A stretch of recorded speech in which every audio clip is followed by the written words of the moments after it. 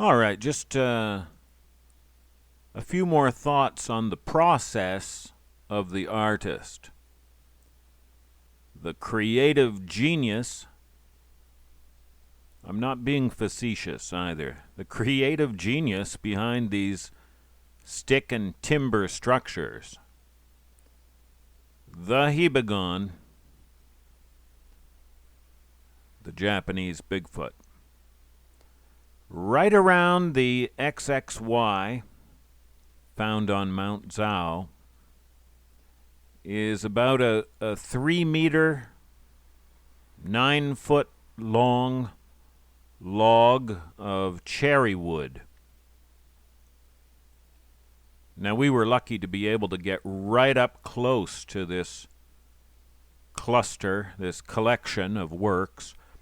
Others have been unapproachable because of terrain, rough terrain, or because of my wife being rough with me.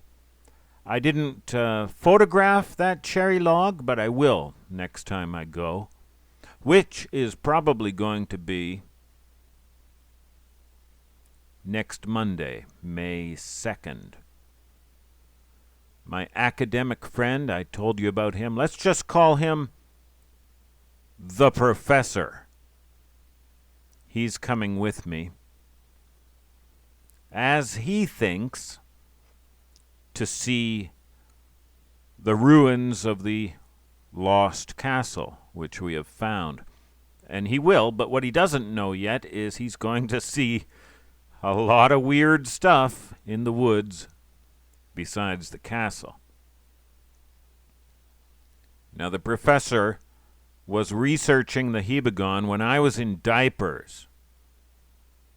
He was going up there with his friends on the weekends. So he's a true friend, a founding member of Team Hibagon, an ally, a mentor to me, a collaborator. We've published scores of papers together. He's a wonderful man, and my book, Hibagon Japanese Bigfoot, is dedicated to him. His English is excellent, so whether he's in the camera frame or not, I'm really looking forward to the conversation. The cherry log. The cherry log was broken at both ends. Broken at both ends. Way too heavy for me to lift and carry. I could lift one end off the ground. I could roll it, by pushing it with my foot. The brakes are white. There's no rot at all. Now, you saw me drill and move and pile and drive and unload and stack 100 logs of cherry wood last month at Grandma's mushroom operation. So I'm not claiming I'm a wood expert, but that's the same kind of cherry wood. And it's pretty fresh. And here's the problem. There's no cherry tree anywhere around there to explain where it came from. So who put it there is my question. And there are more logs kind of strewn around the XXY, suggesting that the artist collected and tested several different logs before finally settling on the current design. Now, at that point, he had more logs to make more structures if he wanted, or if he wanted to add them onto this one. But it seems that he was satisfied with what he had. take this little stick structure that I found on Miserable Person Mountain last year. I have two ideas about this. One, there's a young hibagon, or maybe a couple of young hibagons sitting down here, tinkering and imitating Daddy Hibagon, who's in the background somewhere, making real big, serious timber structures. Two, a Daddy Hibagon or a couple of Daddy Hibagon, maybe brothers or buddies, sitting down together, working out a concept, communicating a concept and working it out in a scale model before they go on to build the real thing.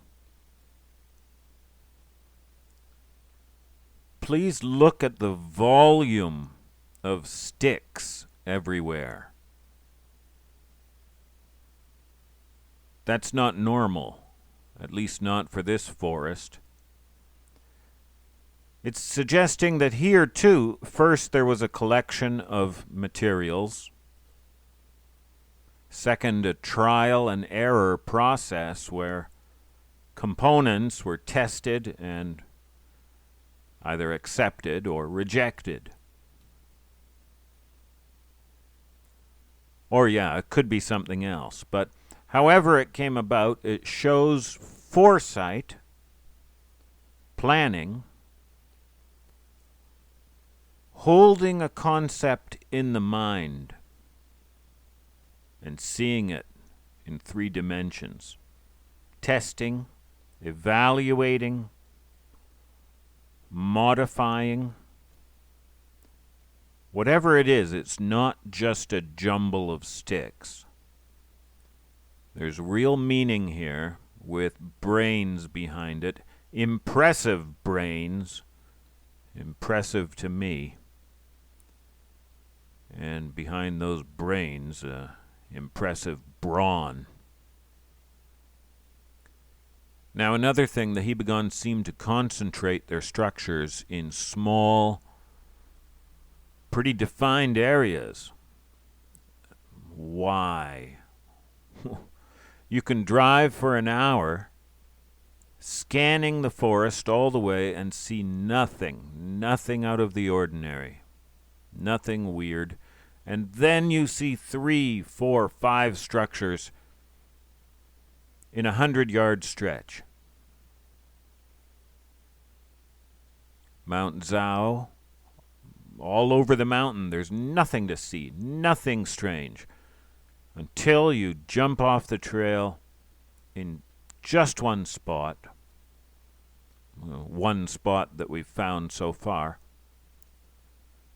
You part the bamboo and bushes, push them like a curtain, and you step through,